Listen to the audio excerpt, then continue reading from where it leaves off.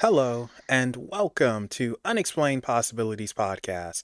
I'm your host, Melvin the Crimson Taurus, and unfortunately, Niema can't be with us today as the sun is up and, well, she might melt. I'm starting to think she's a vampire. No, in all seriousness, she is busy with school and studying and all that edumacation stuff, so good luck to her. However, as you know, if I'm live and doing a podcast, I'm never alone, and today is no exception. So, last month, the British came and, well, they haven't exactly left. Joining me today from across the pond is a horror movie aficionado, and this is his second time coming on Unexplained Possibilities. Honestly, I should have had him back sooner. That's my mistake. And he is also the host of Ministry of Horror, the man himself, Tezz Elliott. Tezz, welcome. Hey Melvin, thank you very much for having me back on the show. It's been a long time, but it's always a pleasure, man. It's always a pleasure to catch up. Yeah, I mean, it is good to catch up and see what's going on and everything. And it really has been way too long. And that's my mistake. And oh, we already ran into our first issues. The video's not showing up. Oh. So this is brilliant. Way to go. Here we let me see if I can fix this for you guys. We spoke too soon. Yes. Everything was perfect. What happened? What did I do? Oh my gosh, that is great. Okay, so we're here. It's We are there. here. Hmm. Well, while I'm fixing this. Hey. Oh, there we are. Now we're here. Okay. Um, so there we go. Wouldn't be unexplained without some type of issue. All right. So let me ask you, because this is something I was thinking about, and yeah, we're jumping into it right away.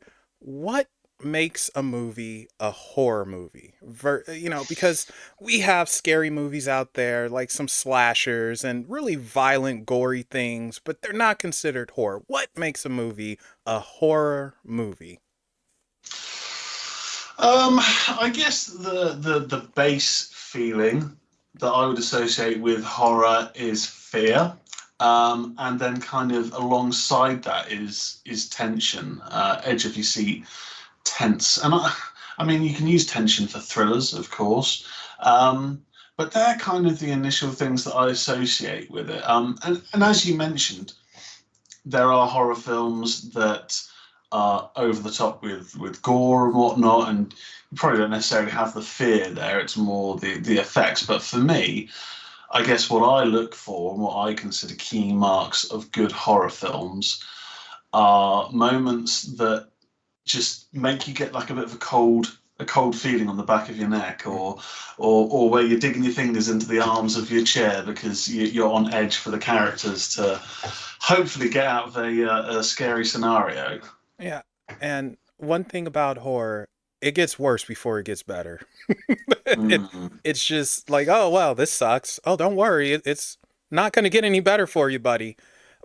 And it shouldn't, because unfortunately or fortunately, when it comes to those type of films, you can't follow the typical archetype. You can't have, okay, Act One is our little introduction, and the hero it makes his appearance, looks good. Act Two, things kind of go bad, and then Act Three, the turnaround, everything's okay. It's like no, because then everything's going to be okay. You lose that fear, like you were just saying, and it takes away. So you can't have that. And I think like there's two kind of schools of thought when it comes to the finale of a horror film. There's the one hand where if you want to send your audiences home happy, then you don't want to have what can be considered a downer ending. And I completely get that. You want your heroes, for want of a better term, to overcome the evil. But I always think when it comes to horror, you need to either have a bit of a what if or a bit of actually things aren't over, things are far from over.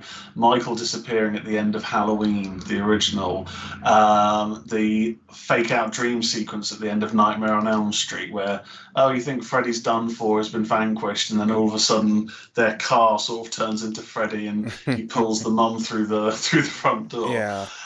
You almost have to have those little kind of hints of everything isn't quite okay. Your heroes are maybe safe, but not for that long.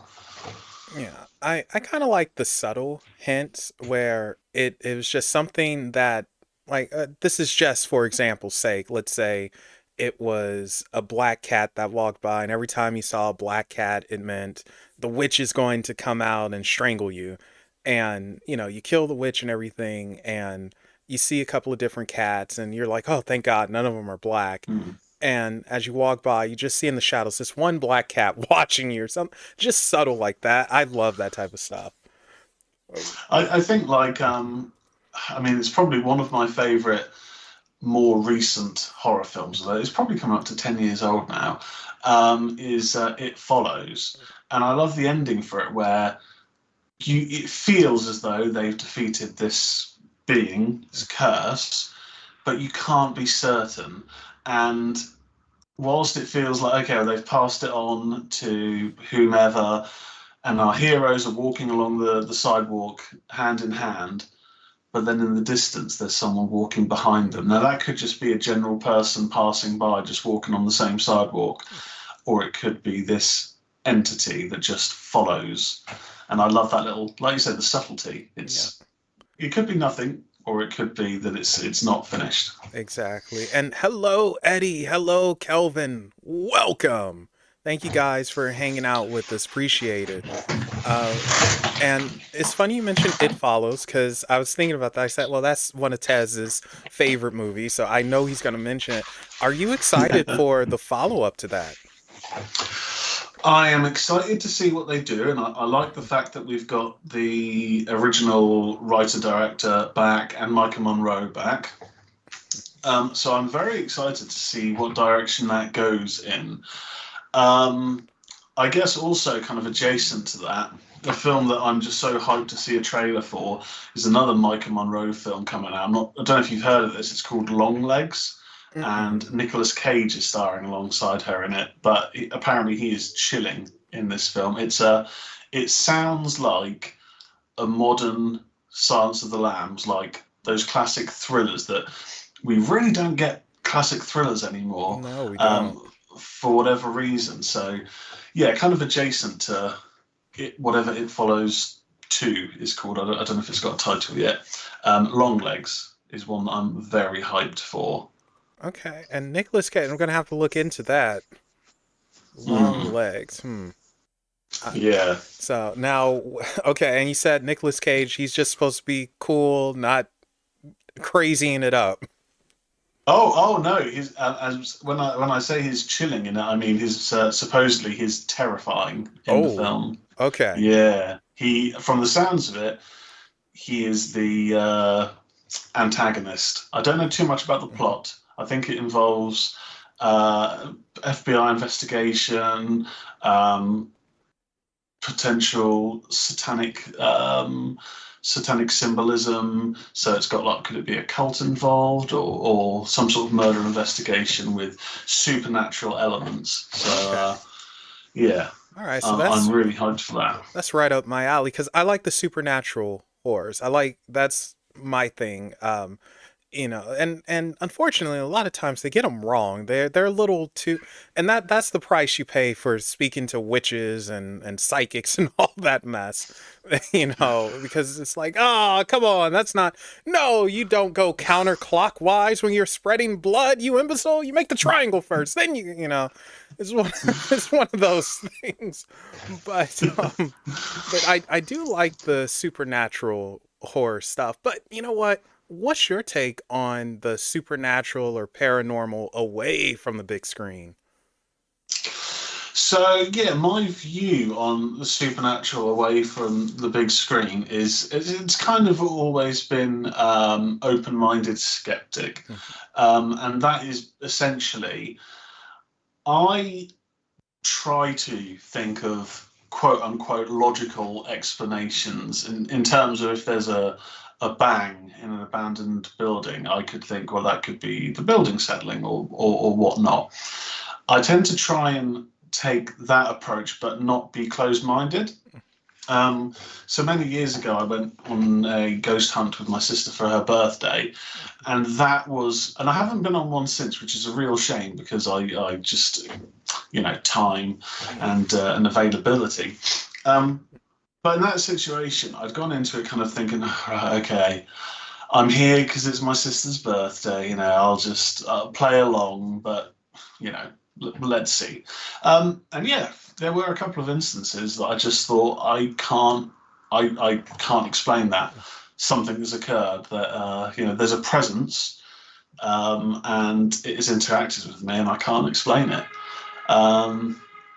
So yeah, I have been meaning to go on another one. It just hasn't occurred, but Yeah.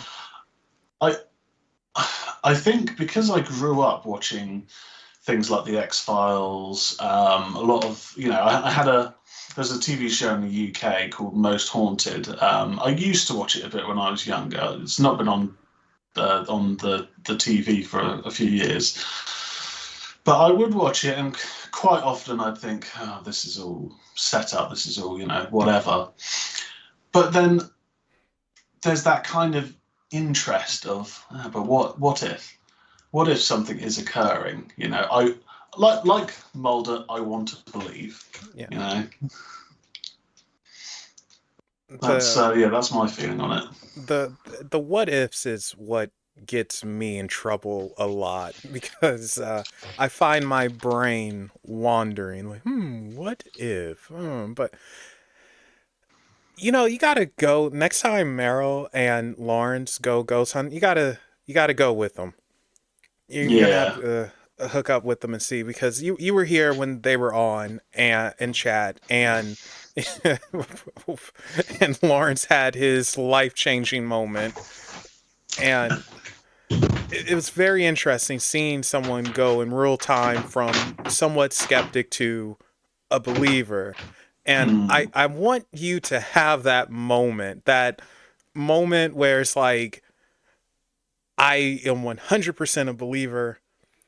Although I don't think you can ever be 100%. I think you're too logical for 100%, but maybe 85. I think we can do 85. Yeah, I mean, for me, the occasion where I went into this manor house in the south of England, and we did a few things. I'll get all of the names for the items wrong because I don't know. That's all right. We did this one where you had these two metal rods that would dowsing rods. We did dowsing rods. Yeah, I didn't get anything. I didn't personally feel anything with them. We'd gone into a room, this large kind of dining room area, and we did the glass on a table, and you all put your fingers on the glass. And I started becoming quite skeptical at that point, because I could tell there was clearly one of the women in the group pushing. It was one of those situations where I didn't feel that the glass was moving on its own, because I could see force coming. Yeah. But the moment that made me start questioning things was, we all stood around in this circle. It's in the pitch black, and they've got one of these little black boxes with a green LED light on it. And the idea being that can be used for the spirit to communicate. And nothing was happening. We just stood around. People are being asked, is anyone experiencing anything? Does anyone have any questions? And a few people are saying different bits and bobs. And all of a sudden, I had a real chill for probably only 2 seconds on the back of my neck, like ice cold. And I just thought, you get it where you get a cold shiver, and there's the phrase, someone's just walked over my grave. Yep. But it was too intense for that. It was something I've not experienced before. So I thought, okay, now's a better time than any to say, did you just touch my neck? And the light starts flashing green. Okay. A few more minutes pass, and all of a sudden, I get the strongest smell for just a moment of women's perfume, but it felt prestigious and old. Were the only things that just suddenly these, just came to my head, and I had to say, did I just smell your perfume? The light started blinking again, and those are the only two times that the light blinked the entire night. And people were saying things throughout, like, "Oh, I can see a woman at the top of the stairs," and nothing, no light blinking. But when I spoke on these two occasions, the light went crazy. So that for me was the only experience so far to date where I've kind of gone, all right, okay, I can't be 100% skeptic now because I don't know how that happened. Yeah, that's an experience. And hello, Gruff. Hello, Fran. Welcome.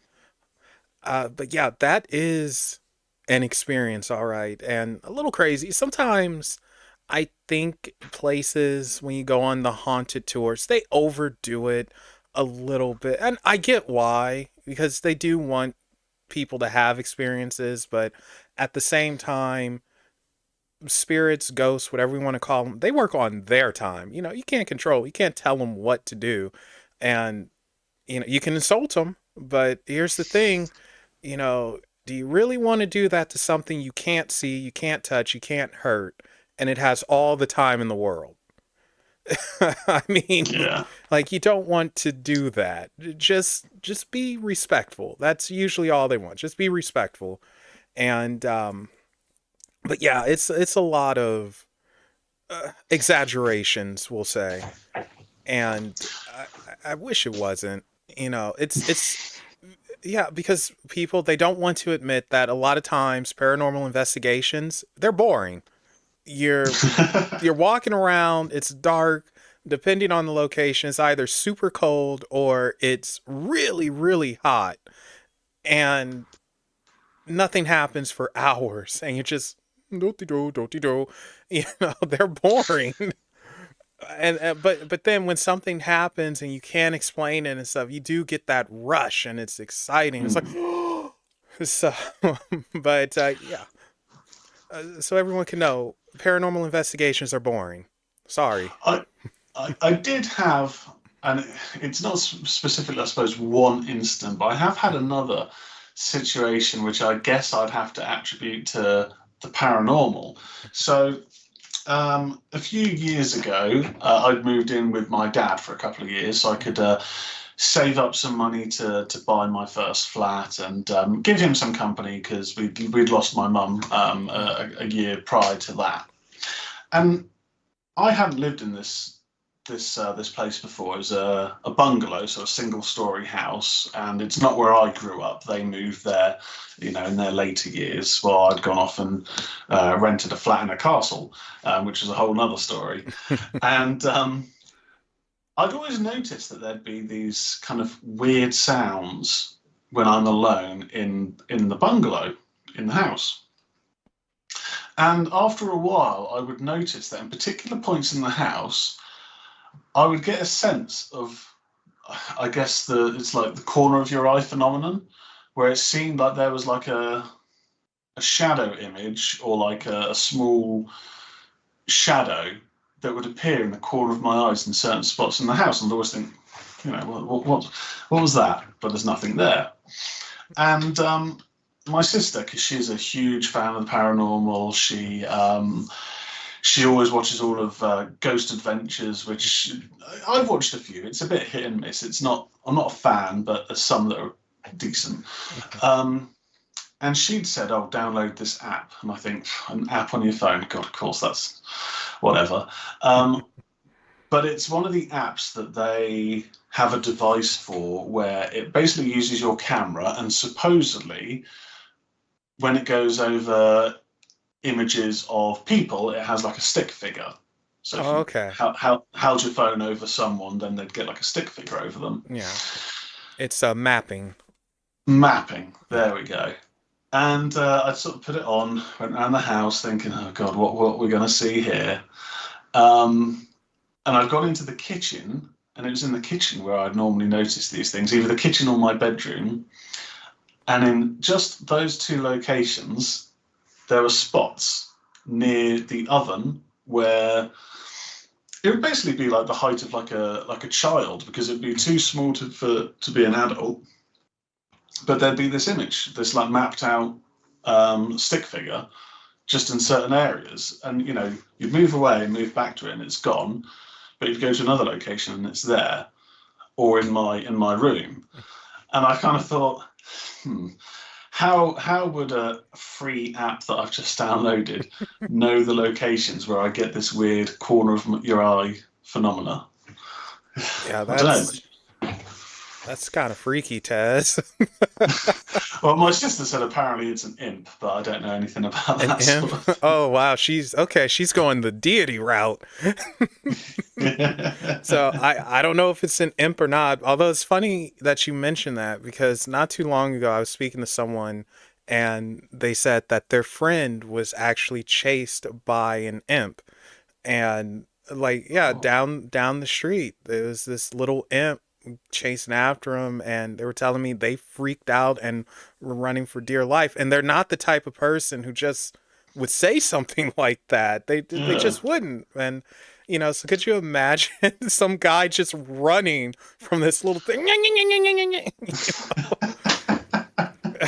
Oh man. that and I gotta say, normally I would never admit to something like this, but that's probably one of my biggest fears, is being chased by something, because Mm, eventually you're gonna run out of energy.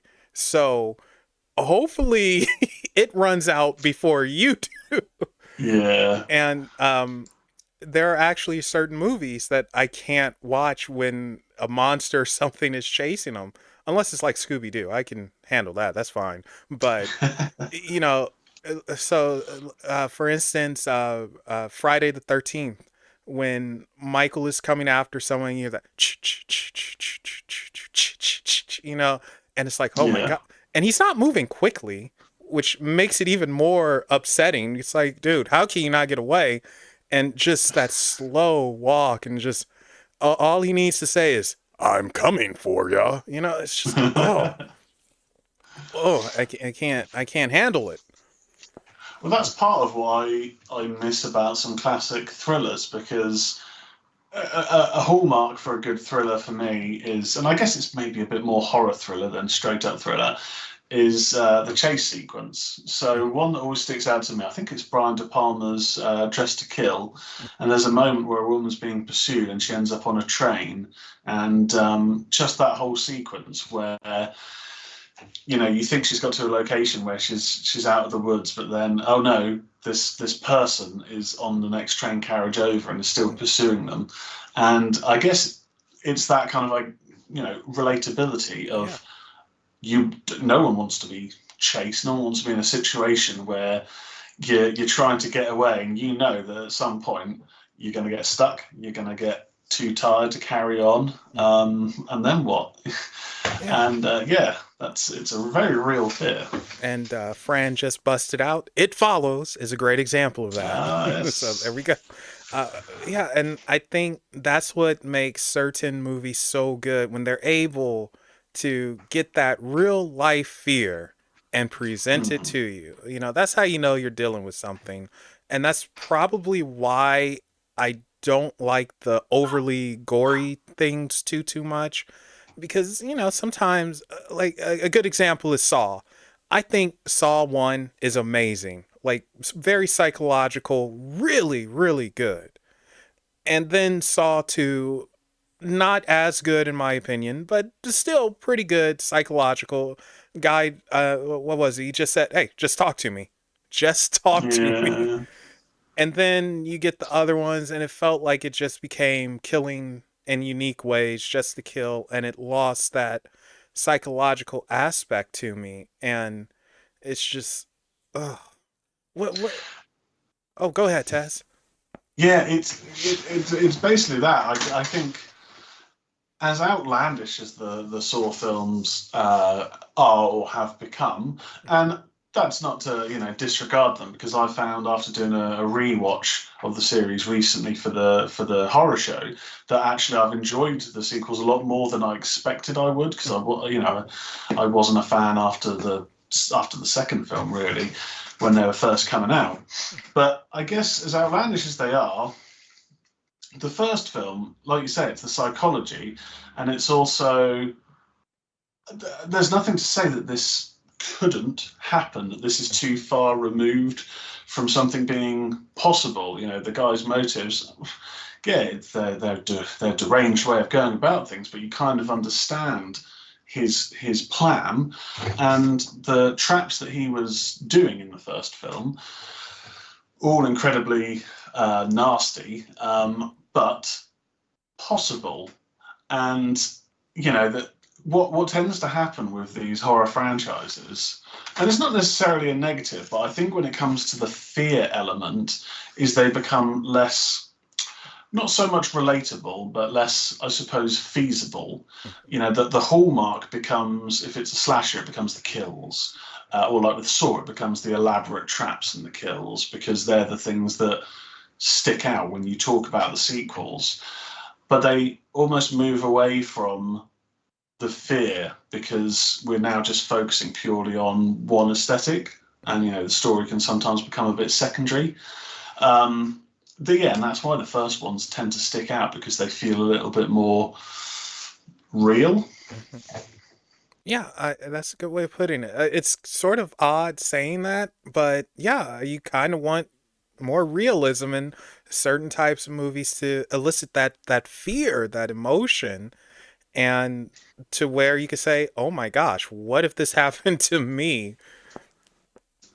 You know, God, heaven forbid, but Mm. it's just like, yeah, and you're right. It seems like as sequels or as a series goes on, it it loses that. Which, I mean, you know, again, a good example: Friday the 13th. Like, what the heck happened with Jason X, or what was that? It Jason X? Oh my god! Very Yeah, unique kills, but what the heck was that? yeah. When you think Jason X, and when you think a lot of the later sequels, don't get me wrong, most of them are fun. Some better, some better than others, but the story becomes secondary or almost non-existent. Like, I enjoy the Friday the 13th films, but really outside of, you know, part one, two, and four, the story is kind of falls to the wayside a bit, and it's just a case of teens are in Jason's way or on Jason's patch, and he's going to kill them, and that's kind of it. Doesn't mean that they're still not. That doesn't mean that they're not fun, but I'm always, and it's the same with video games, Mel. I'm very much narrative focused. Like, if you have good scares, that's great. If you have gore, depending on if it's appropriate to the film, then yeah, great. Um, but it's the story beats that always draw me in, because they're the things that I always tend to find more memorable, and will draw me more to want to watch that again and again. Yeah, I'm similar in that regards. I do like a good story over a lot of things. If the story is good, I can look past a lot of faults. And but usually, you know, although saying that, I mean, but that's the thing. Just specifically talking about the gaming medium, you know, you want gameplay over story usually. So, which I can't fault it too much. But in a visual media like movies or TV shows and all that, yeah, you definitely have to have a good story over visuals. You can laugh at some of the practical effects and everything and say, "Oh, that's kind of cheesy," but I love it. You know, Evil Dead. Look at the Yeah. first three Evil Dead movies. You know, for their time, and I'll even say some of it still holds up. Some of it, but you know, looking at it compared to a few other things in modern times, it's like, well, this is kind of cheesy, but I love it. You know, Yeah. and I like the story behind it. It's an interesting evolution with the Evil Dead. How in part one it was more of a true horror, I would say, Yeah. and part two, of course, added the comedy elements. But from a story perspective, that happened because Ash legit went insane. I mean, Yeah. I and lost his mind. he actually lost his mind, and this kind of what happened there. And then I don't know what happened with Army of Darkness. That was just off the walls. I loved it. And and then we see the newer Evil Dead films, and they went back to that horror tradition. And oh man, those Hmm. films are scary. Like they're Yeah. legit scary. They're pretty full on. Yeah. And I do wonder if they'll ever kind of bring the humor back, or if that is maybe just more of the Sam Raimi stamp. Um, Um, from what I saw, because I'm sure you've seen Ash versus Evil Dead, right? yeah, I've Yeah. seen the first two series of that. Oh, Yeah. well, you got to see the third season. You have to. And of course, they canceled it. But from what Sam Raimi said and Bruce Campbell, they're bringing it back as an animation.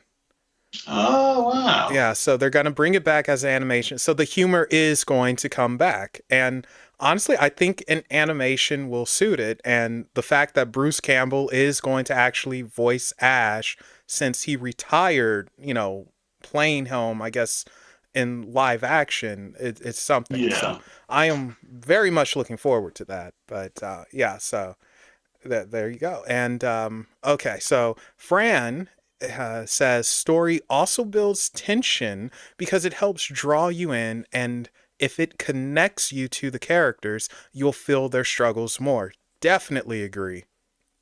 100%. And Eddie has a question. Question for both of you. If you two were in a horror movie together, what franchise would you want? What franchise would you want it to be, and would you survive? Well, since I'm black, I'm dead automatically. So, Uh oh, did I lose you, Tez?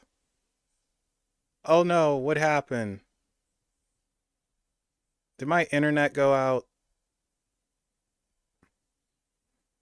I think we lost Tez, but I think I am still up. I don't think my internet actually went out. No, it didn't. Okay, so. Oh, yes, it did. Oh no, I'm still up, but we lost Tez. Okay. Um. Wow. Okay, so I'll try and get him back. What happened? Oh man, it's the ghost. Okay, well, it's nice to know that I'm still up. You guys can still hear me. I just had flashbacks to a few weeks ago when I was trying to do a show with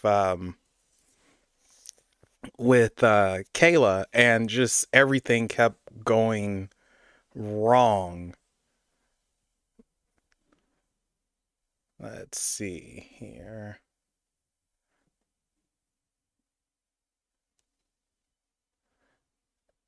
Let's see what happened. Oh, okay. So he's told me that it looks like the power is out and the whole house might be just completely bleh.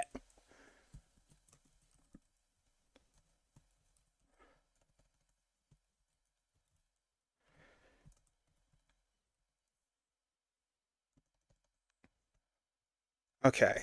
So, oh man, that sucks.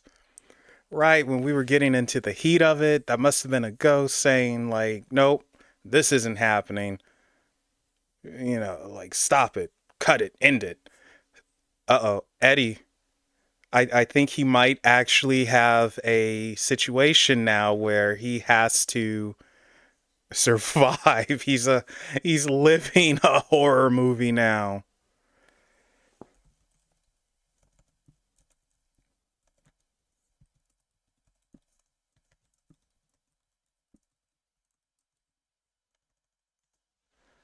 And if need be, what I can do is, we can end it early and we'll just do a redo.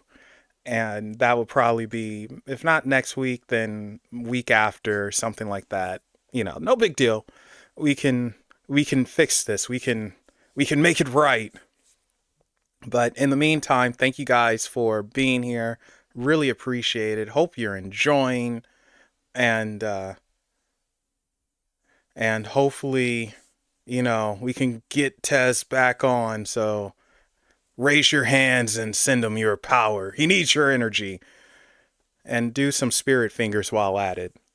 But Eddie, to answer your question, yeah, I would just be dead. Black guy always dies first. I know that's a trope. I know it's starting to go away now, but I kind of hope it doesn't. I like those stupid old school horror tropes where um, if you're getting freaky, you're gonna die. If you're the hot chick, well, you're probably an idiot. You're going to trip while running away, and you're dead. Black guy, you're just done. You're get out. The little nerdy guy, he has a chance. The girl next door protagonist, she usually has a chance, but everyone else, nope. You're done. You better be Old Man Winters or something and just say, "I'm telling you, kids, don't go over there. It's dangerous. You're going to die." Be him. The old man, for whatever reason, he lives. I don't know why, but usually. What about you guys? Would you live through a horror movie or a slasher or something like that, or would you all just bleh? And that's the other thing. If you know too much, you also die. So you can't be the know-it-all. You're just done. If you try to be the group leader, you're done. Man, it's like you gotta be an ugly slacker old guy so you can survive. That's rough. That is really rough. And Tez, he is checking.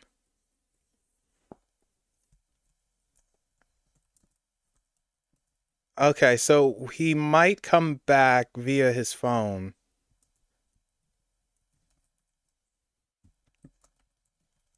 Uh,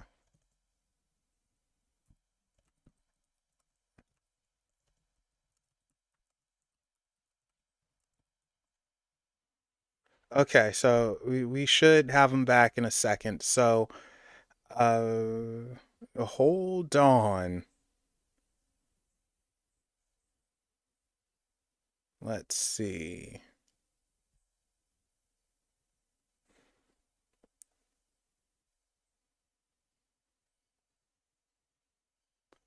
All right, there I am.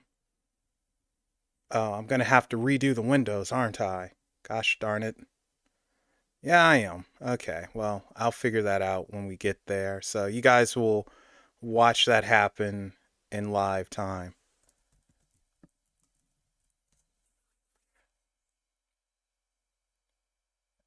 Uh,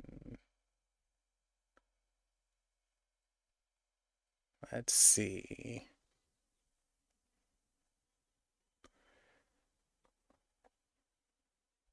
Do, do, do, do, do. And there we go.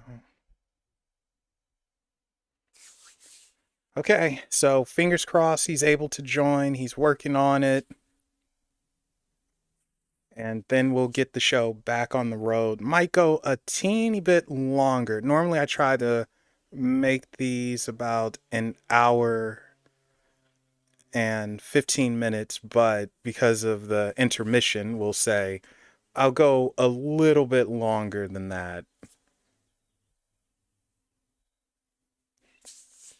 And this will, of course, be. Oh, I probably should have paused the recording too while doing this. So now I have extra editing I'll need to do for the podcast feed. They won't hear any of this. So, yeah, YouTube wins again. You guys get the little extra intermission mess ups. Oh, and there I am. So, yeah, look, you could see me underneath the thing because for some reason this isn't working right. So, that's brilliant. Ooh, I'm a ghost. Yeah. But that's a good thing. That actually means that we should have the video back fairly soon. But there we go. Let's turn that off.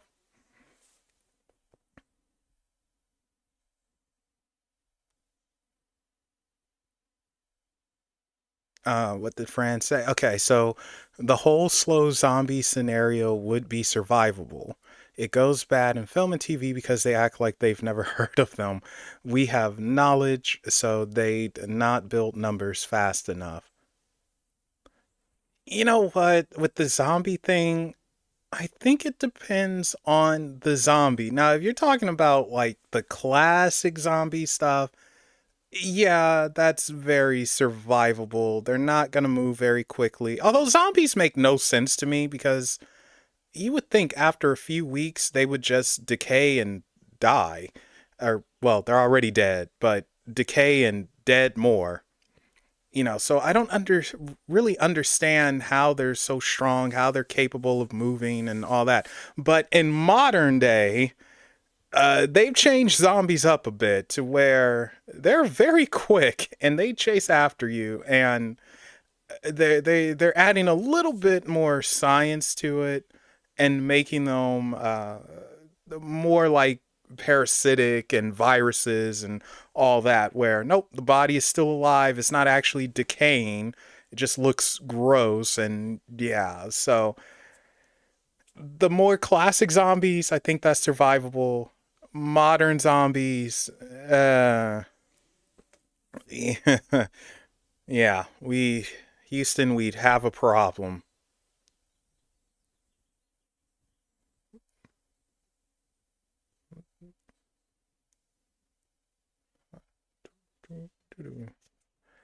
Yeah, so it's interesting with the zombie stuff. And oh yeah, no, yeah, you don't want to mess with those Korean zombies.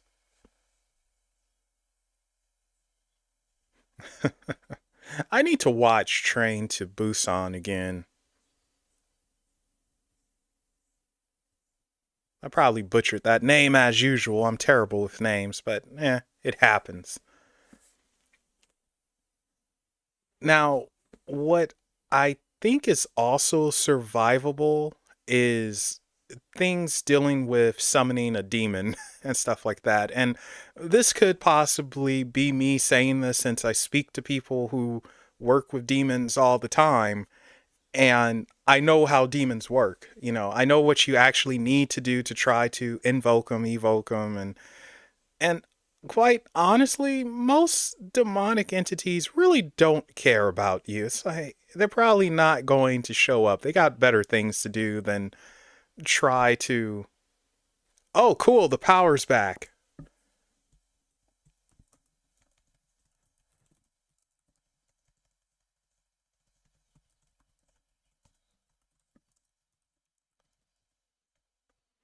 Okay, sorry. Tez just messaged me. Sorry. Um, yeah, but demons, they have better things to do than honestly try to be born in the world and flesh and all of that. They really don't care. It's like, what's the point? And usually you don't need to sacrifice a baby or something or feed it pig's blood and mess. You can offer them blood, though. That is a currency that they will take, and some of them even like the freaky juice. And if you need me to be specific on that, then, well, uh, I would say check out something X rated and you'll understand what that is. Well, don't worry, I can't see any of that. Why aren't you popping up in here though? Oh, okay. Yeah, don't worry. You're good. Sorry, I was speaking the wait, why am I speaking the wait, I think he's listening. I don't know. I'm I'm confusing myself. Would I survive the Texas Chainsaw Massacre? Yes, because I would never stop in a place like that. I would just go. Forget that mess. That's like saying, man, would you survive? Oh my gosh, what is that movie? Is it called Wrong Turn? I want to say that's it. Wrong Turn. And man, just get in and go. Don't stop in those rinky dink weirdo places.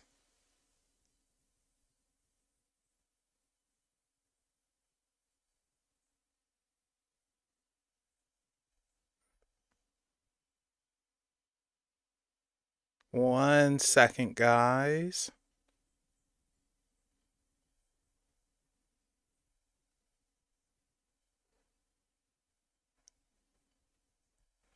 Okay, there we go.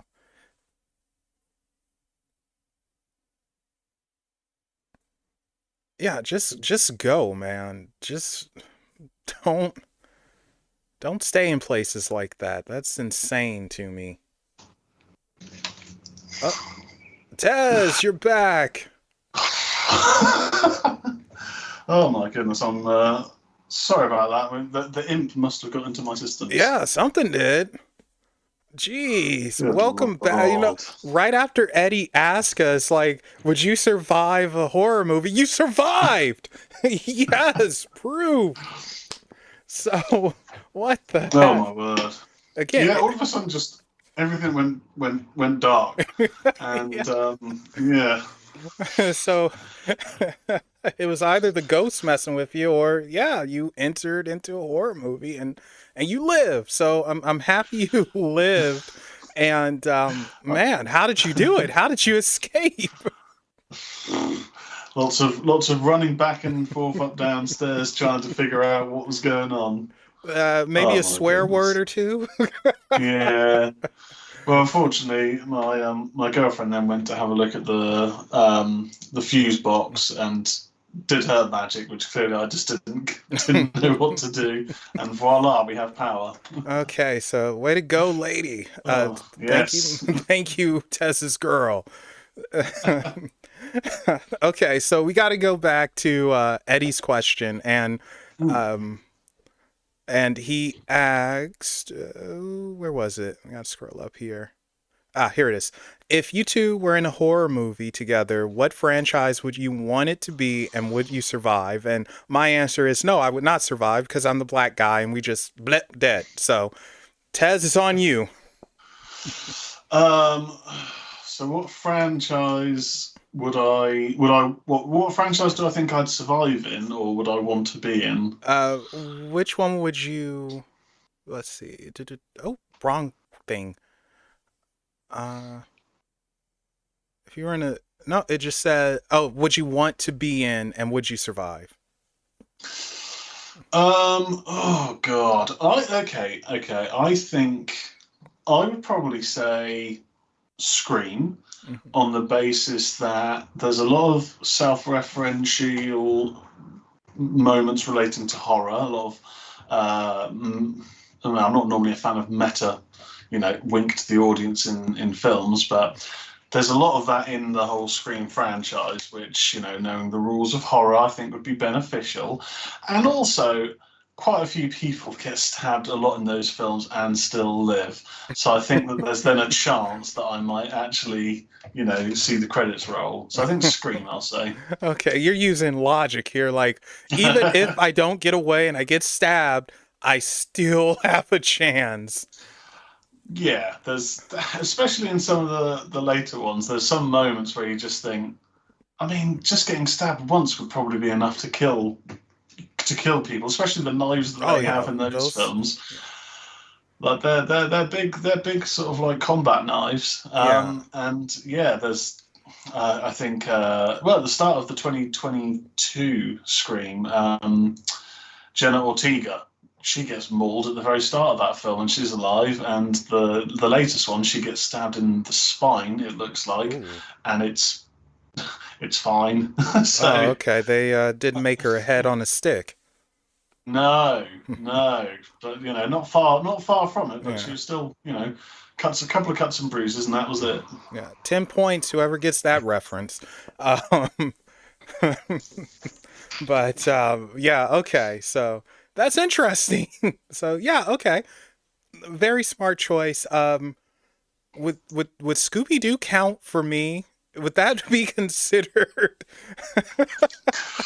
I mean, because I mean, They have werewolves. Yeah. They have ghosts. You know. So Or I think I could survive Scooby Doo if we want to count that. Now, I think I can handle that one.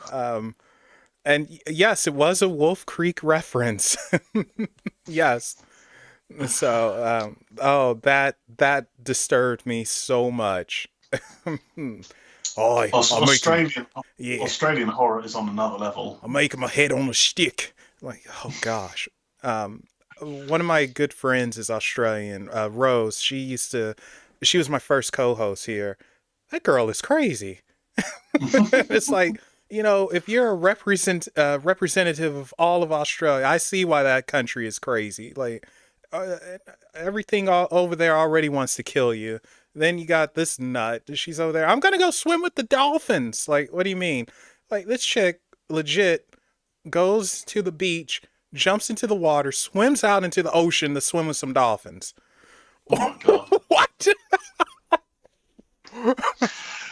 I mean, if people out there were fans of Wolf Creek and haven't seen too much Australian horror, the two ones that always stuck out to me, there's one that I caught a couple of years ago called The Tunnel, which is a very good found footage Australian horror, and the other one, which is just an assault on the senses, is called The Loved Ones or The Loved One. That is, oh my god, that's an edge of your seat film, because it's horrible, but you're just there going, come on, get out of this scenario, fight back. Okay, all right, mark it. Yeah. I'm gonna actually check those out. Uh, Yeah. the loved ones, and The Tunnel. Yeah. All right, so timestamp that for me, somebody, please. Well, I'll hear it again. I was saying while you were gone, I should have actually paused the recording so I wouldn't have to do extra editing work. And yeah, but I didn't think about that. And people on the podcast feed, they're gonna have no idea what went on. It's just gonna go from one thing to the next and be like, "What happened? What? Wait, what do you mean? Everything went black? What?" So Yeah, my bad, podcast listeners, my bad. yes. So this is why you need to come to YouTube so you can see everything. Um, but yeah. So I want to put you in a real life scenario here.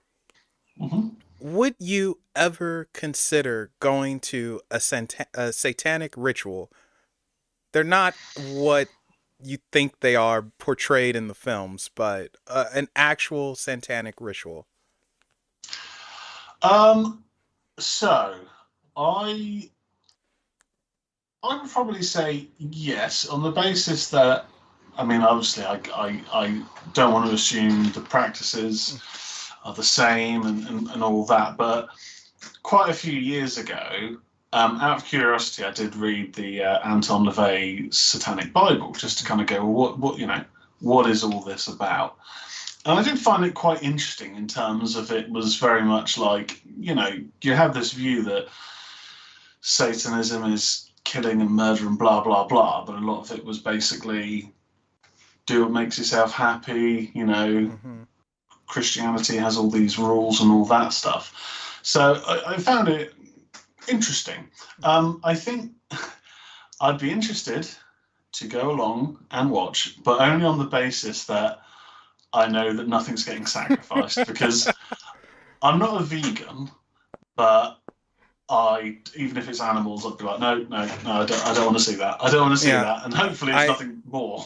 I totally understand. You'll be sitting in the back of the bleachers, but traditionally, when it comes to those type of things, they don't actually sacrifice stuff. A lot of that came thanks to the satanic panic of the '80s, and again, movies misrepresenting things. It's a lot of chanting though, and it's a lot of weird feeling energy. And like I think that's the only way I can really put it. It feels very weird and almost mesmerizing, and just like, what is happening? And it's devotion. But what people don't understand about Satanism is it's really, and LaVey in particular, he was actually a troll, believe it or not. Uh, it's a lot of theatricals, and it's a lot of mock ceremonies, but not the actual real deal. They are about freedom and expressing yourself. And their view is, why are you limiting yourself to what's beautiful, what's good, what's fun? And like you said, they skirt the rules put in place by a lot of the Abrahamic belief systems, which, hey, if that's your thing, that's your thing. If it isn't, it isn't, whatever. Tomato, tomato. And it goes from there, which I thought was very interesting. Uh but Just seeing Fran the Cannon's comment in the chat. let's see what did Fran say here. You're British, Tezz. They'd have you take a seat in that cozy, warm, man-made out of sticks. No, thank you. I've seen how that film ends. Yeah, not good. No. Neither of them. Now that I think about it. Yeah. But yeah, it's now what I would suggest you actually check out one day is a voodoo ritual. And Okay. although I'll be honest, that one is the one where it might be an animal sacrifice. So you got to be somewhat iffy. But I don't think it'll be a sacrifice for Maman Brigitte. I think for Maman Brigitte, you're okay. And a matter of fact, you would have to worry if you were a woman. So you're fine, unless you've done something that I don't know about. Um, so with some of the voodoo rituals, they do a lot of drumming, and they do this so you can get into a trance, and it calls the lua, or the voodoo spirit, forth from wherever they may be at. And it's very interesting with the drumming. They have drumming for the rituals on YouTube. I recommend everyone check it out just to understand. And they have a volunteer who is going to be ridden, or the spirit literally rides on their shoulders, and it's kind of like possession, but not entirely. And in this case, with Maman Brigitte, it's a woman that she rides, and they do test this, by the way. Maman Brigitte is part of the Guide family. The Guide are spirits of the dead. They love music, they love drinking, they love partying, they're very sexual, cursed like sailors. So when she shows up, the volunteer is dancing around, shaking her bum, just acting wild. And they give her rum to drink and everything, but they also test to make sure it's not fake. And you know how they test as? No. Just take one guess. Oh God. Just a guess. Oh God, I've gone completely blank. Oh no. I don't know. All right, don't worry about it.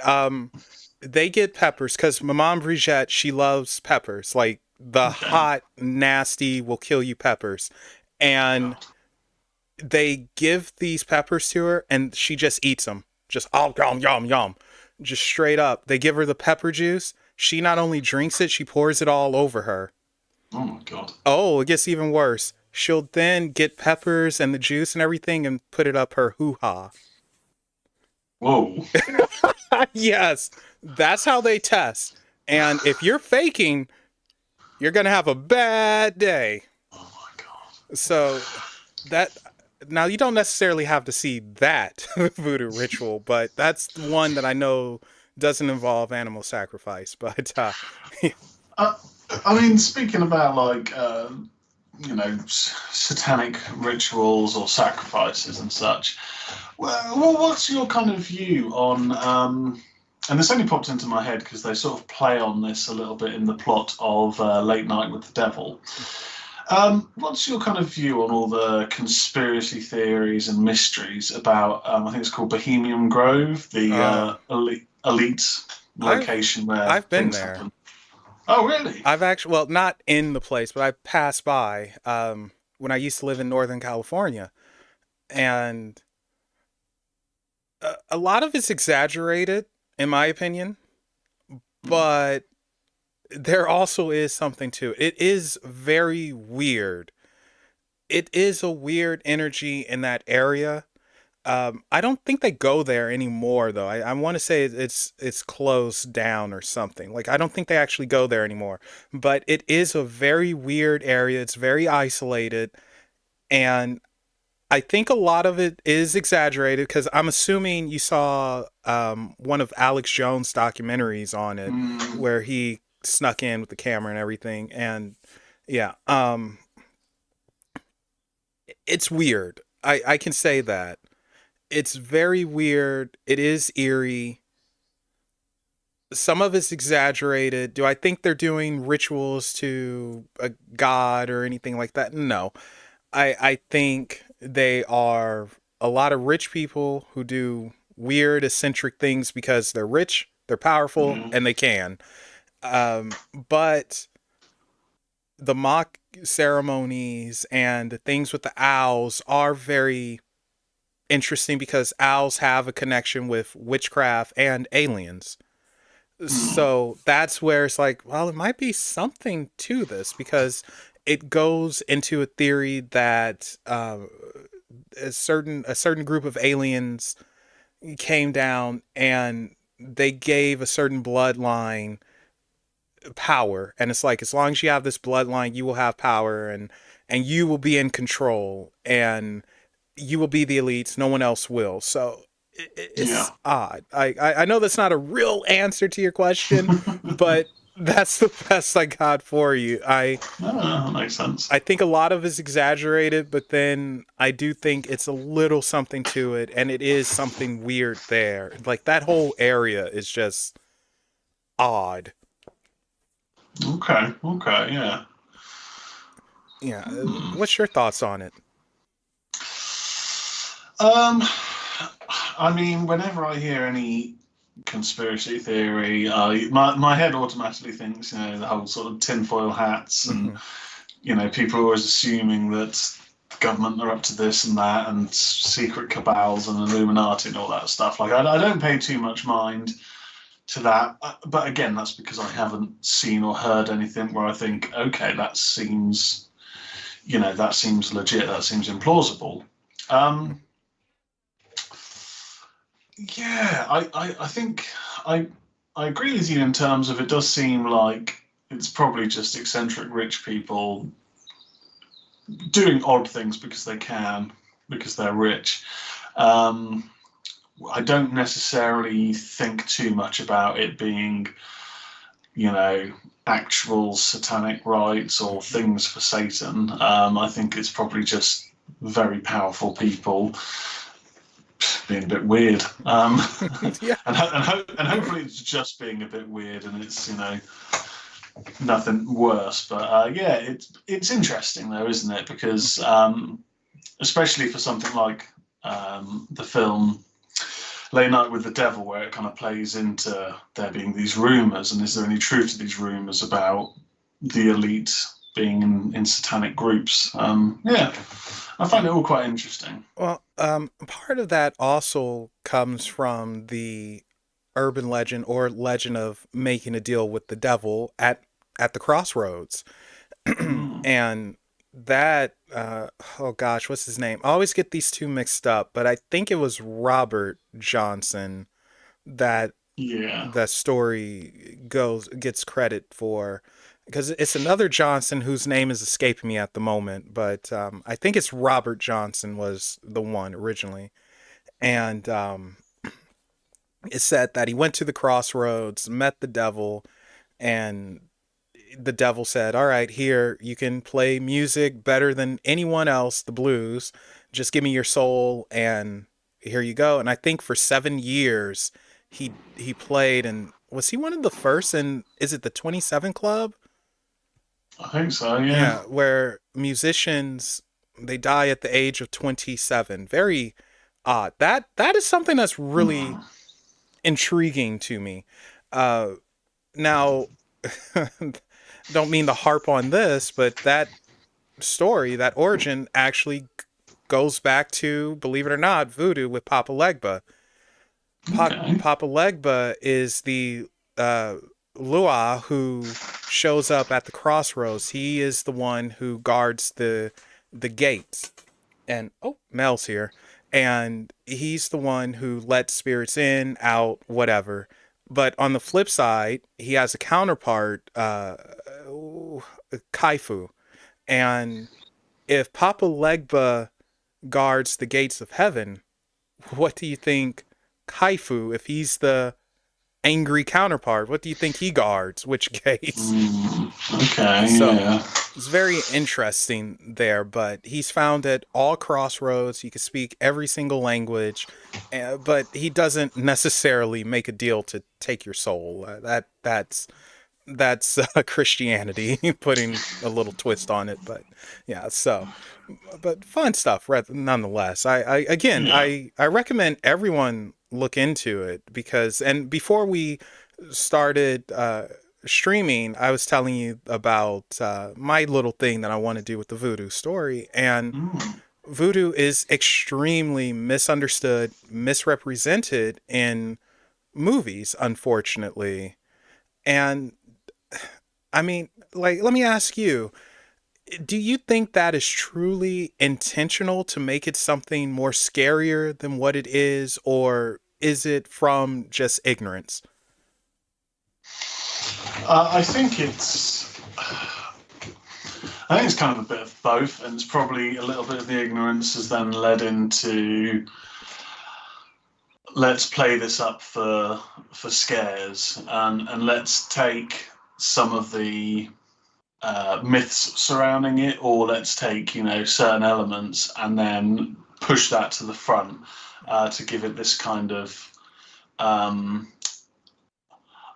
unknown, dangerous feel to it. Like there's the voodoo doll is the thing that always gets used in like modern horror, if there is any sort of voodoo sort of storyline. It tends to be the focuses of like an evil witch doctor as opposed to really any kind of positives relating to the practice. So yeah, I think there's the ignorance which probably pushes that forward, where people will think I want to do a voodoo story but won't necessarily do their due diligence and kind of look into the practices as a whole, as opposed to just some of the negative practices. Well, I say the negative practices, some of the more popular in the mainstream negative preconceptions. Yeah, it's interesting. And here's the funny thing: there aren't voodoo dolls in voodoo. That traditionally they don't have voodoo dolls. Oh. That's European. That's from European folk magic, the Poppins, and it was integrated in Louisiana voodoo later, but is what it is. And Hmm. Eddie has a comment for us here. Have you ever heard of Grimm's Life Collectible? I have not. Have you, Tez? I think I have seen. I'm not seen, but on the homepage, I think that is on Netflix, and I believe it's an anime around. I don't know if it's an anime adaptation of Grimm's fairy tales, or it's set in a world where those fairy tales are real. But I believe it's an anime around the whole Grimm's. No, I have it. I did have it somewhere. Grimm's fairy tales. Okay. Yeah. Yeah. Oh boy, the Grimm fairy tales are so sad. Yeah, they are pretty full on. I think it was was it Cinderella, but it's got a different name in the original writing. And when you get to the finale of that, and the two evil stepsisters both get their eyes plucked out by Oh. birds, I was just like, I don't remember this. And I know that the original Little Mermaid, I don't think the Grimms actually did a version of that, but I know the original Little Mermaid, Ariel commits suicide. So Oh yeah, yes, so yes, that's yeah. That's a bummer. And she Okay, ends up becoming part of, like, she becomes part of the water and then becomes part of the air, something like something like that. that. So, Yeah, it's really depressing. it is. Those are not happy stories. And then Eddie says a duo on YouTube who does different things. And I think on one of the videos, I being me, Mel, was in one. Well, you're going to have to link that to me. If so, Eddie, Fran follows up and says ignorance, which probably led, and this is in regards to voodoo, ignorance, which probably led to fear of the unknown, which I'd guess on the other side you play up as a psychological tool rather than to explain. Okay. Oh, and Eddie clarified that it's a Grimm's Life Collection is a YouTube channel, not an anime. The Uh, anime is Grimm Variations, and thank you, Fran, for right, okay. telling us that. And Kelvin Bustin, Voodoo or Voodoo gets stereotyped by the mainstream media, the church, Hollywood, etc., which I agree with. And yeah, so I will definitely look them up, Eddie. So we'll see what they're about. Excuse me. But yeah, so very interesting stuff with that. And I love the voodoo talk. I'm Hmm. probably gonna just because get you back on with the Bokur, and you're probably like, what the heck's a Bokur? Well, someone you don't want to make angry. Okay. There we go. I'll do my best. Yeah. Yeah. You know what, Tess? What are your thoughts about extraterrestrial life? Um, so I've not seen or experienced anything that I can attribute to extraterrestrials, but it's my kind of thought process on it is the universe is so massive that we can't be the only intelligent life form out there. But then on the flip side of that, I think if there are alien life forms out there, one, does that necessarily mean that they must have advanced technology, more advanced than us on Earth? I don't always think of that as that, well, that's a given that aliens must have the abilities that we don't. But on the flip side, I think if there were aliens who have this advanced technology, and let's say if they did have nefarious means, what's stopping them? I guess traditional aliens and UFOs and whatnot, I fall a little bit more on the skeptical side than I do when it comes to, I guess, the paranormal, just because, I've had a couple of instances, and I think if I was to see something, you know, in the sky or something that just clearly wasn't of this earth, then that would make me a little bit more open-minded. But Yeah. at the moment, I'm kind of very much on the fence. I'm more skeptical, I think. Yeah, that's understandable. This goes without saying, I'm a believer, but again, things tend to be exaggerated. Like back in 2010 to 2012, it was a lot of people talking about disclosure. They're going to show up and we're going to see them and it's disclosure. And well, many years later, well, not here yet. Uh, I I do think that there is life out there. I mean, like you said, the universe is so freaking huge, and things have a weird way of repeating. History repeats itself, life repeats itself. So why wouldn't it be possible for there to be a Earth-like planet that has life? And with how the universe works, they could be thousands upon thousands of years ahead of us, and we can be looking at them in the past right now, but they're all the way in the future or something like that. It's a headache to really think about. Yeah. And but as far as them having a new world order and infiltrating the planet and slowly taking us over, making us slaves, no, you don't do that. If you have the means to take something out and stop it before it becomes a threat of any sort, you do that. And I laugh when people are like, "Oh no, they're taking over and they're hiding amongst us." And it's like, but why? They can literally, Yeah. if you have faster than light travel, you can open portals or whatever. Why would you play with your food? Just blow it up and be done with it and go home. Exactly. Exactly. Uh, let's see. Fran, she has a comment here saying adult robots. If aliens have developed more technology than us, they'll have adult robots. At that point, most further develop get hamstrung and never get to intergalactic travel. Fran, Yeah. I have never once thought about that, but you put an idea in my mind now. So thank you. I guess the other kind of modern conspiracy, I don't think, well, I say modern conspiracy theory, I think it's been a conspiracy theory for about 40 odd years now. Um, what are your thoughts on the idea that, we talked about the Hollywood elite and whatnot and Bohemian Grove, but the other conspiracy theory around that is lizard people. Ah, yes. What do you think about all Okay. that? That So this is one of those things where I'm a believer, but it's exaggerated. A lot of this stuff is exaggerated. That's my go-to word today. Uh, I believe in reptilian aliens. I do think that there's a group of aliens that are reptilian that are out there. I do believe that only because I've spoken to a few people and they showed me stuff that I couldn't explain.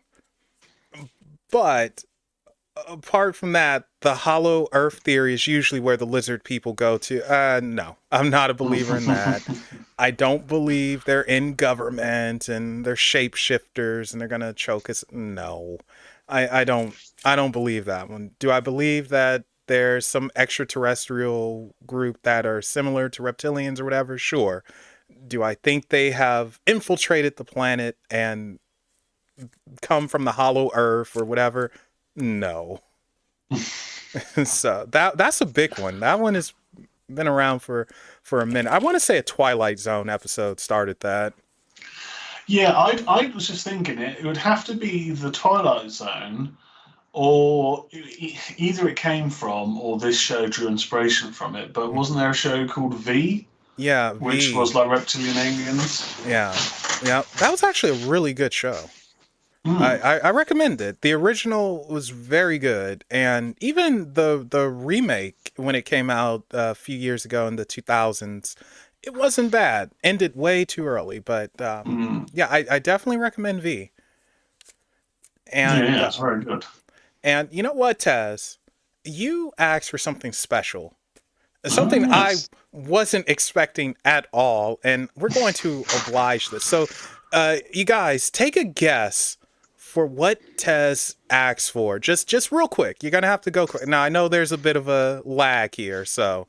Oh, in the meantime, while you guys are taking a guess, Eddie has a question for us. And do you ever? Uh-oh, you missed the word there, but whatever. Do you ever that other planets see themselves as humans, see us as? Oh, okay. Do I think, or we think rather, that if there's life on other planets, if they think we are the aliens? Yes. 100%, because just by the very definition of alien, it's something that's foreign and not Mm. native to here, this place. So most definitely, I think that there's some pricks right now doing a podcast on planet Zumar in the Omega Ryan galaxy, and they're just talking the same stuff, and it's like, yeah, there's some guys over here, and 100%. Yeah, it's yeah, I always wonder when there's this assumption of alien invaders coming to either infiltrate or to invade or take over the planet.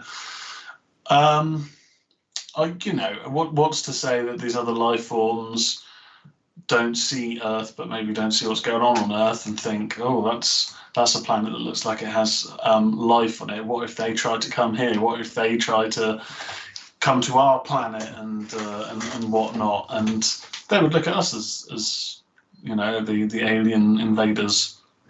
Yeah, when they see our NASA spacecrafts or SpaceX spacecrafts. who's to say that they won't think that that's Yeah, I mean, how can you not when you see this little metal ball land somewhere cruising through, and it's like, what the heck? It's kind of freaky. So, but I think it also depends on how advanced they are as well. What's their civilization is like, because we could have a situation where, like, our ancient ancestors, where, let's say, an alien. Oh, actually, no, this is a perfect example. The Aztec. So the Aztec worship the sun gods and different gods and everything, and their gods, they considered them to be shiny for whatever reason. They always associated them with very shiny, reflective metals and this and that. Some say it's because aliens actually landed and interacted with them. And then when Cortez and crew showed up, the Aztec allegedly thought they were gods because they were in armor and it was shiny and somewhat reflective. And that's why they didn't really fight them initially until Cortez and crew saw Aztec sacrificing people and pulling out their hearts, and yeah, then they oh got wow. then they got wiped out. So yeah, and yes, Fran, you got it. Tez asked for a tarot reading. So I mean, it shocked me. Like, whoa, where did this come from? And yeah, I figured it could be interesting. I've never had one done before. I'm kind of interested to see what I draw and what they mean. yeah, so we will get right to that. Okay, let's answer Eddie's last question here, and then we'll get to the reading. So it seems as people see aliens as these weird creatures, but do you think that they see themselves as normal humans and see us as the weird faces? Yes, most definitely. Because you got to remember, we're used to seeing each other where we know what happens in the world, and seeing something foreign like that is a shock to the system. And it could, again, go the opposite way where they see us and it's a shock to the system, unless, and this is getting to, well, that's out their territory, unless they are an advanced race and they've been studying us and understanding, and how we look, act has been integrated into their minds. Just like how the gorilla, the ape man, at first it was a cryptid. They didn't think it exists, and then when people started to see it, they were freaking out. They were scared. They were like, "What the heck is this? It's a monster!" And then come to find out, it's a silverback gorilla, and very intelligent in its own right. It's not a monster. It's not ugly. We got it used to seeing it, and that's that. So I hope that's a good way of answering that. I don't know if it is or isn't. Yeah, I think so. Yeah. So, Um, okay. So, Tez, we're going to pull cards for you, knocking that energy off. The deck I'm using, I think, it will resonate with you. It's called The Lost Hollow, and it sort of looks like a graphic novel. Like, it's a really cool tarot deck. okay. And I actually got this for my birthday last year, or yeah, was it last year or year before? It might have been the year before, and I just thought it was so cool. So, Excellent. all right. So this is for Tez, just a general. What will come out? What does he need to know? Or what doesn't he need to know? Either way, this is for Tez. This is for Tez. So sorry, podcast feed. Actually, no, I might cut this out of the podcast and just get right to it for him. Yeah, I'll be generous. This is for Tez. Haven't they just brought out a new horror film called Tarot? It's about a group of teens, and they're haunted after using a deck. Well, that's a new one on me. I have not heard of that. I'll look into it, but Haunted from using a tarot deck. I'm curious to know who wrote that.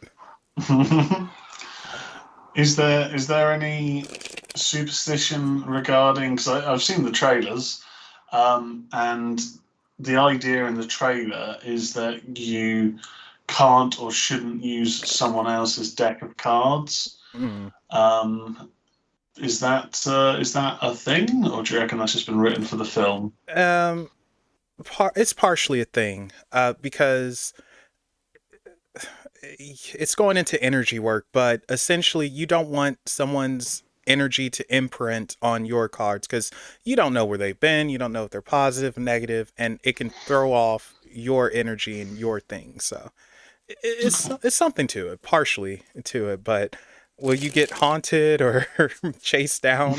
Probably not. But a lot of readers are very peculiar about who touches their cards, and if you touch it, they'll usually just let you have it after that. So Right. just Okay. take it. All right, let's give this one more mix and see what we got for you. And if you guys are interested in the tarot reading yourselves, check be sure to check in to Unexplained Possibilities from time to time. I do free readings on here, on live stream, and if you're interested in a private one, just hit me up on social media and I will set you up. Okay. Mm.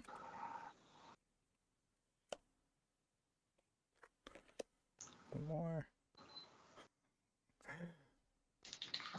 Okay. Oh, I don't know what these sounds mean. I'm sorry. Okay, so I pulled out 7 cards for you, and interesting. All right, I'm trying to think if I want to say the bottom of the deck or not. Oh, and by the way, if you guys didn't know, I made my own tarot deck. I'm not Oh using that wow. one, but yes, I did make my own, and it is available for purchase. But real quick, here's the back of it, Very and cool. we got front. Wow. They Yeah. look awesome. So, okay, but now let's get to your reading. Okay, I'm interested. Okay, so there we go. All right. All right, let's do it. Bottom of the deck, we have the 7 of Swords. Oh, sorry. There we go. We have the 7 of Swords, and oh, I'm sorry, it's blurry. Come on, autofocus. Kick in. Or not. And the keyword for this is uncertainty. I don't usually go with the keywords all the time, but swords deal with air element. This is where our mind is. And the 7, it's a lot happening. And usually when it's at the bottom of the deck, it's how we're feeling. So you might have a lot of things going on in your head all at once and trying to figure out which direction to go. So it's a stop. You're overthinking and you just need to relax and focus on one thing at a time, because the more you think about doing this, that, this, here, there, you stop yourself from actually progressing. And you gotta just one thing at a time. Everything else will follow. So you need to organize your thoughts a little bit better. And I recommend write everything in your head out, and that way you can have a visual perspective on it and then go down the list one by one instead of jumping boom, boom, boom, boom, back and forth, left and right. Okay, so going to the top of the deck, we have the 2 of Pentacles. And the 2 of Pentacles is an earth element. Pentacles tend to be earth element. This is usually, oh, Afro Samurai, welcome. This usually has to do with money. Pentacles usually has to deal with money. This is stubbornness. It's also growth, slow movement. The Two of Pentacles, however, the key word is change, and more so it's about balancing things in your life, yourself, and having that growth. So at the moment, we're looking at it in between. You don't have the growth that you truly want. It's getting there. And being that this is Pentacles, we're looking at this from a practical perspective, meaning that we're looking at two types of growth. We can look at your body growth, and we can also look at financial business growth. And it is a balancing act. I almost want to say that you need to balance it a little bit better. Don't necessarily think that you have to go 100% in on this one thing to ignore this. When it comes to balance, we can go 80-20, 60-40. People who say 50-50, it's like, yeah, that's perfectly balanced. Well, yeah, it's perfectly balanced, but you don't have to be perfectly balanced. You just need to be balanced. And I feel like, again, that's part of your focus. You need to be better balanced. Like, you got too much happening, so I would say drop some of it and 80% focus on one thing, and so you can have growth. I think that's what you truly want, and unfortunately it's just slow. That's the issue. It's freaking slow, but that doesn't mean it's not there. That doesn't mean it won't happen. It's just you have to work on your balancing of it so you can have a little bit quicker growth. And you are going to have to go back to the drawing board just slightly to introduce this change that, oh, it's reversed, but you can get it. Introduce that change that is needed. Okay, so after that, we have the Seven of Cups. Oh boy. Yeah, so the Seven of Cups is water element. This is emotion. Sometimes it has to do with psychic ability. Not in this case. But we're looking at, traditionally in other decks, it's opportunity. In this deck, it's overflowing. So again, it seems like the theme for you is too much happening at once, and it's like you're drowning yourself. So it's time to, again, take one of these away. Too much of a good thing is a bad thing. And, you know, this person is literally drowning in it, in wine or whatever. And the dog agrees. That's right. Woof, woof.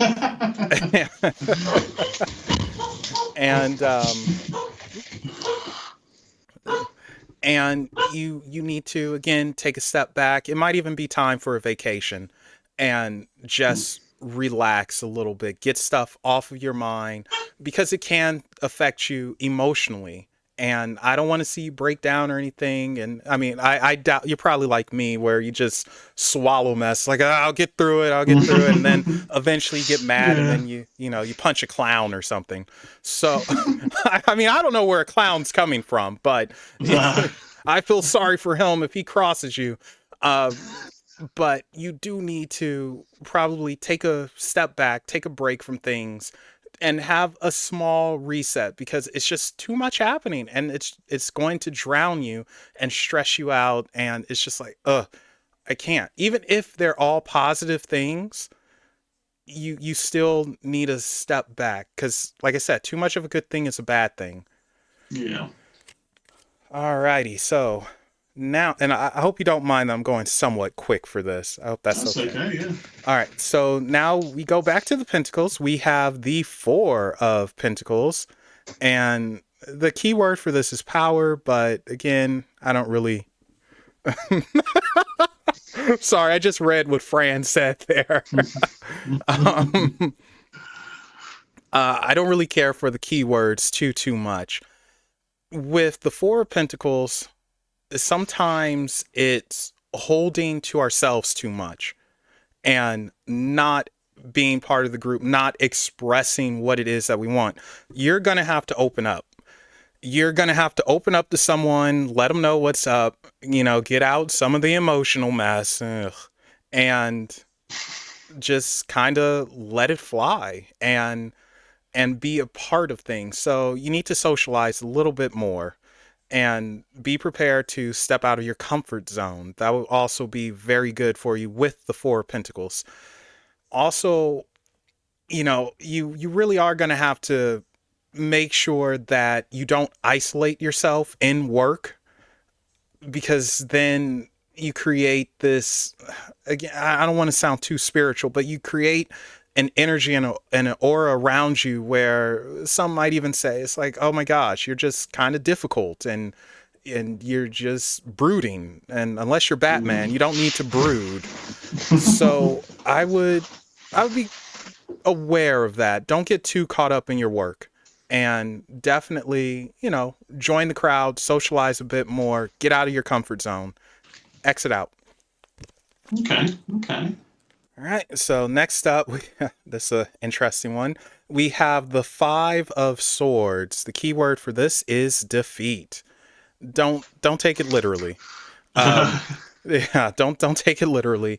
But the Five of Swords is, I won't say defeat, but being that they're swords, and again, it deals with the mind, I will say that it's overthinking and getting upset over maybe not living up to your expectations, not reaching a goal that you intended to reach or that you want to reach. And part of this is a block. It has to do with mental block. So you're too hard on yourself at times when you don't reach the conclusion you want to reach, or a goal that you tried out. You beat yourself up too much, and you can't do that, because then you defeat yourself. You have to learn how to say, you know what, I didn't do it this time, I'll get it next time, which I think you already do to an extent. But you have to not beat yourself up if you fail. Failure is a part of life. We learn from it, we grow from it, and we have to eventually surpass it. But don't beat yourself up over it. With this Five of Swords as well, and it's interesting, it's in a pentagram. We're looking at magic here. I want to again say you need to clear your head. Like, get a freaking vacation or something. Take the lady and go out somewhere. Go to Stonehenge. I don't know how far you are from that place, but just Not too far. oh, okay. Well, yeah, go there. Just do something and get away. Have a break. Have a Kit Kat break. But just have a break. Otherwise, you will mentally break, because you might be trying too hard to reach too many goals, and it could be devastating when you don't reach it. All right. And we're on the home stretch now. Oh, this last one. Oh boy. No, you'll understand when you see it. All right, so this is our major arcana here, and this is the Hanged Man, or the Hanged One, whatever we want to call it. Trying to get you in focus. There we go. So this one looks like some BDSM. Tezz, you want to tell us something here? You got your freak like that? So I'm innocent. I'm innocent. So with the Hanged Man, it's interesting because it's several different ways of taking this. Sometimes it's life has strung you up and it's nothing you could do about it. Other times it's you've done it to yourself, so just hang on and hang back, or just stop being an idiot and cut yourself down. Or it's things happen so you can have a rest. So right now, everything is pointing towards rest time. With the Hanged One, it is staying still, not going forward, but also not going back, so you can have a break and honestly see how far you've actually come, and celebrate that, and start better planning where you want to go. And just, taking a moment's pause. So it's literally just that, a moment's pause with this one.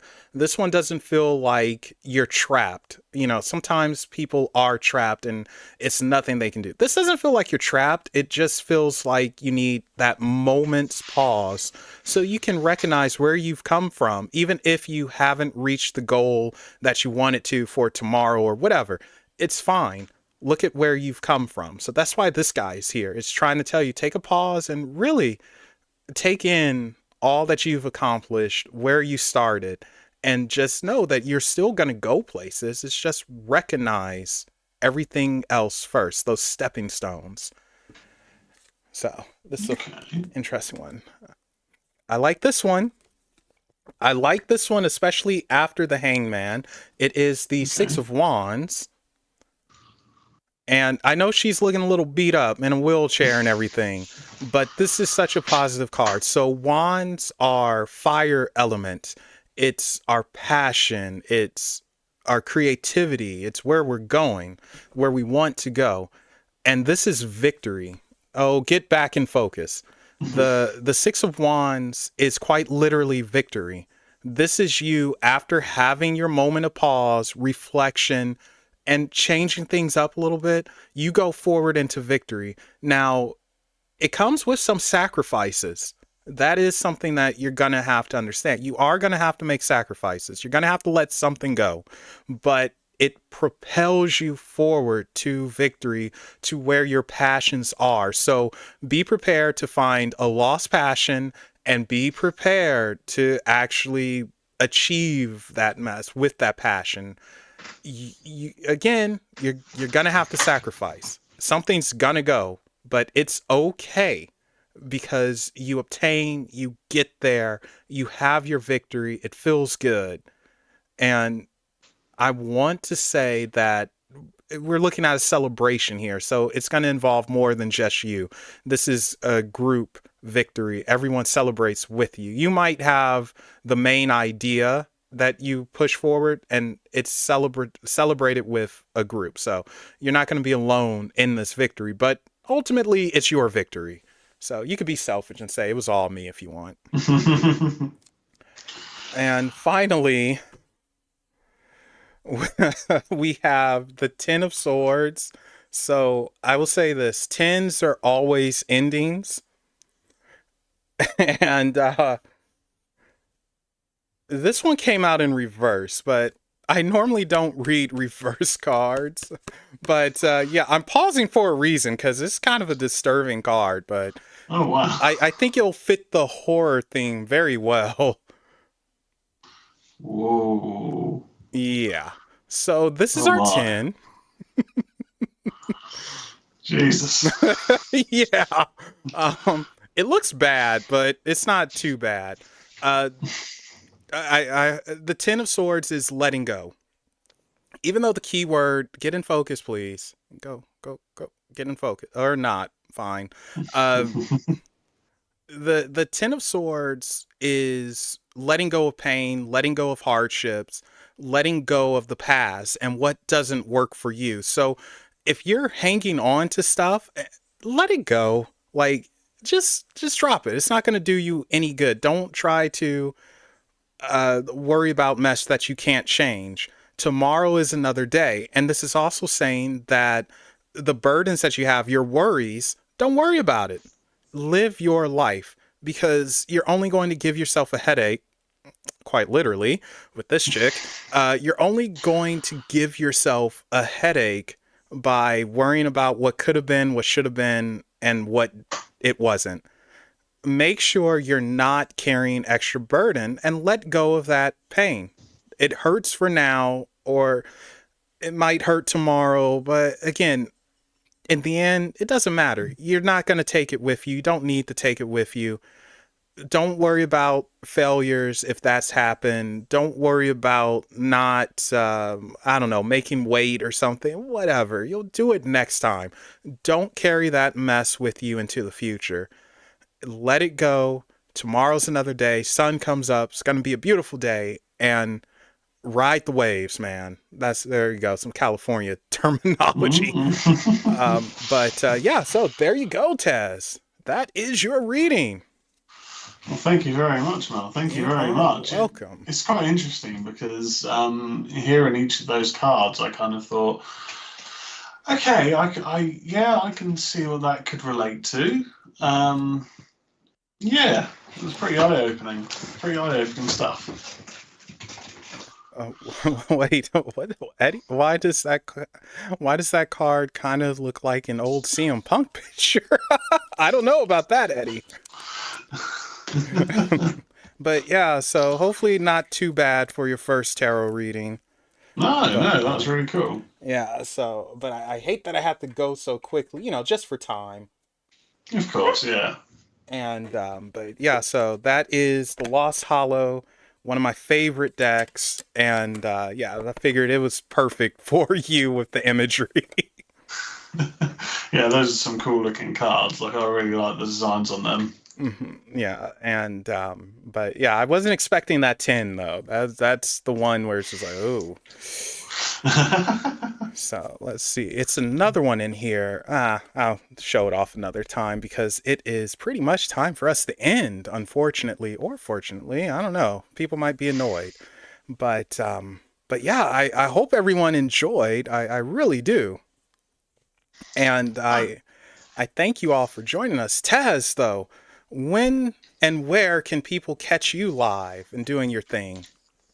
Yeah, so I do a horror podcast on, well, it goes out live every other Friday on twitch.tv/ Tezzius, Tezzius. But the show does actually occur weekly. For my kind of schedule, I found it easier to go live every other week. And then the alternate weeks, then I can just pre-record whenever I have available time. So you'll always be able to find the show at various stages on YouTube, Ministry of Horror, and it's also available on podcast platforms on Spotify and Apple Podcasts. And then the live streams do occur on Twitch. I am wondering, now that I'm not doing so many watch parties because you can't do watch parties anymore, I am wondering if I should bring the live aspects to YouTube, but I don't know. There's no decisions have made there, so I'm available on all sorts of platforms. And those links are in the description below. Be sure to click on them. Go say hello. Say Melvin sent you, or I don't know, kiss my butt, Tez, or something. Just let them know you're from here. And while you're in the description, be sure to check out Unexplained Possibilities on Facebook, Twitter, Reddit, Instagram. All those links are there.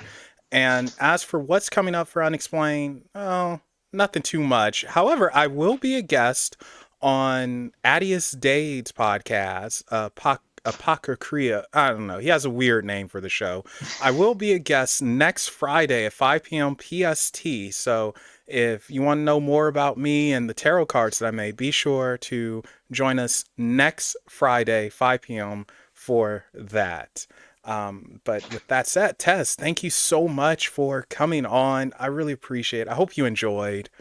And again, thank you all for hanging out with us. And as always, remember, guys, there are things that go bump in the night. Go ahead and tell them hi. Bye, everybody. Bye.